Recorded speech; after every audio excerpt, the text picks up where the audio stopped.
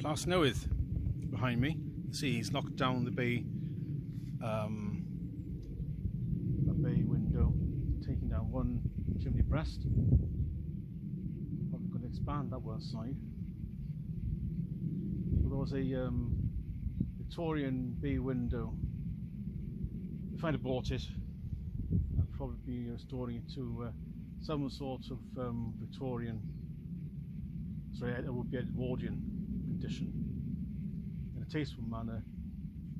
But hey, Chris Lloyd's money, he can do with that as he wants. He's the one who bought it. I didn't. Not hope. I know that James Potter, Esquire, went to have a look at it as well when it's up for sale. It's lovely out here. It's September, isn't it? I'm trying to get some sun on my back, get some vitamin D in this country lane. So,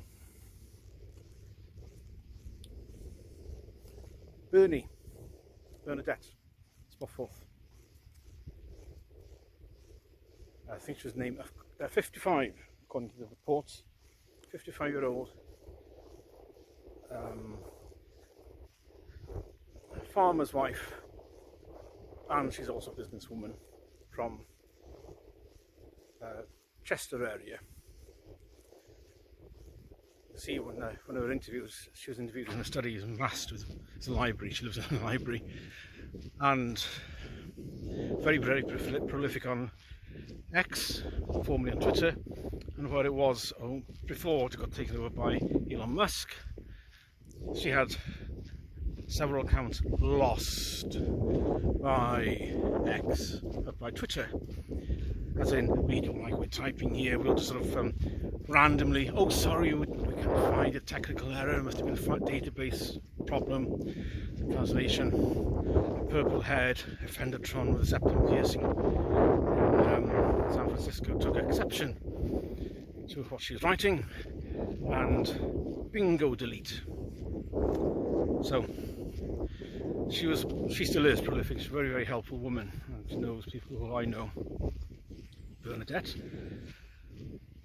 And as I uploaded her video yesterday about what happened to her, to recap, not arrested, had a police visit. She typed something on X, speculated about if Southport, the identity of the killer, of the alleged killer I should say, because he's on trial now, or will be, whoever stabbed those girls, we know that much.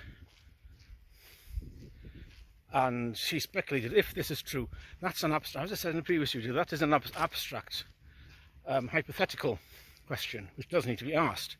Because he could ask many, many different branches of questions, far high up the abstract hierarchy, which she did, if this is true. And for that, she got 3 police cars and 1 paddy wagon turned up at a place to tell her, you're coming with us. For 36 hours in the concrete cell, sleeping on a concrete slab. Even though they knew exactly what she typed, police tech had all gone all over it because they have access to X. So they knew what happened. They still interrogated her about it. Even though she admitted what had gone on, she deleted the tweet. They still interrogated for the purpose of interrogating her. They can't not interrogate her. The whole point is the punishment. The process is the punishment. And a month later, no further action. She had to let us say no further action. No, of course not. She didn't do anything wrong. I hope she sues for, takes a civil case against Cheshire Police for wrongful arrest. No, actually, I don't wrongful arrest, but no, whatever process. She was helped by the Free Speech Union and all this, and if they had gone to court and they were pressing charges, they would have wheeled out the big guns. But this is what the Checker did, and the Stalin, was the Stasi did, and the GDR, and Honecker, and his predecessors.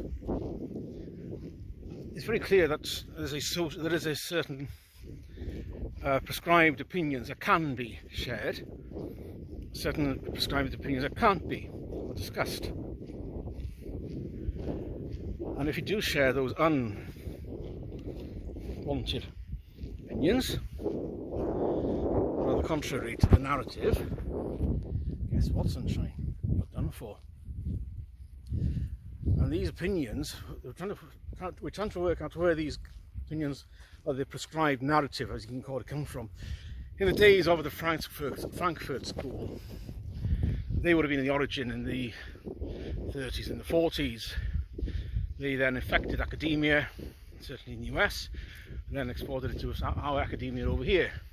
The concept of victimhood and hierarchies of victimhood, that became woke, social justice, wankery. So that job seems to have been exported to the chattering classes of North London, the dinner parties, where they discuss what is and isn't the moral tone.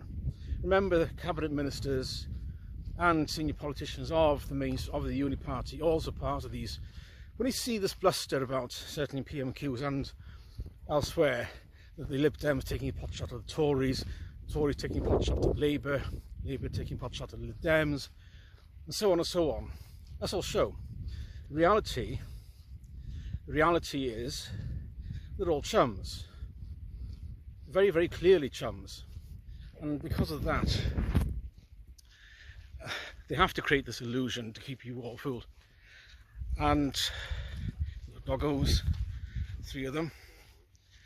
So because of that, they keep this illusion going.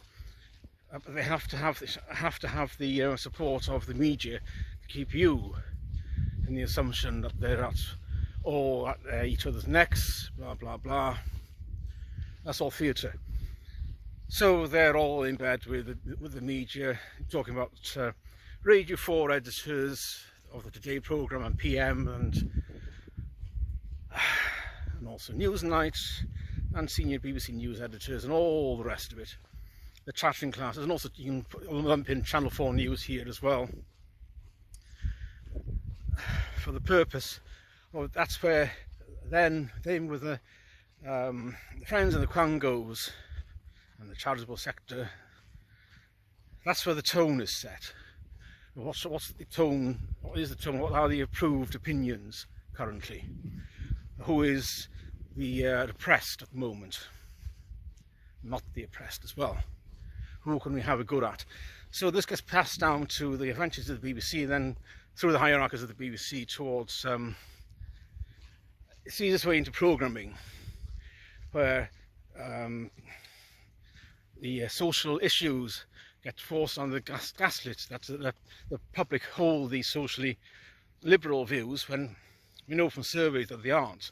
So the BBC will gaslight in programming such as EastEnders that the public supports XYZ agenda.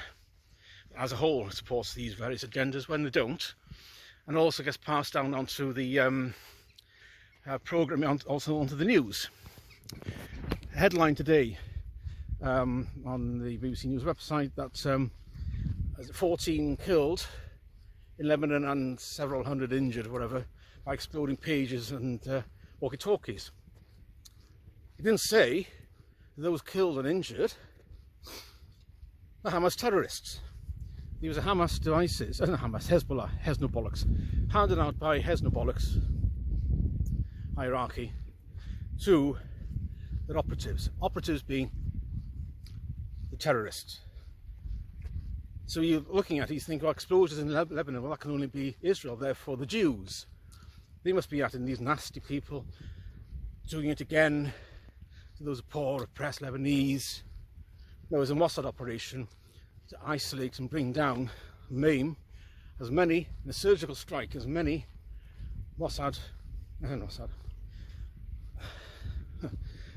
as many Heznobollocks terrorists, and it succeeded to the chagrin of the chattering classes in the UK.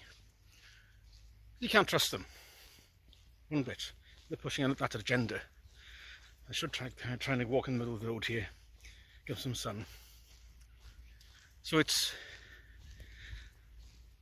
Bernie is a warning, isn't she? Keep your opinions to yourself, unless you want to face the bill.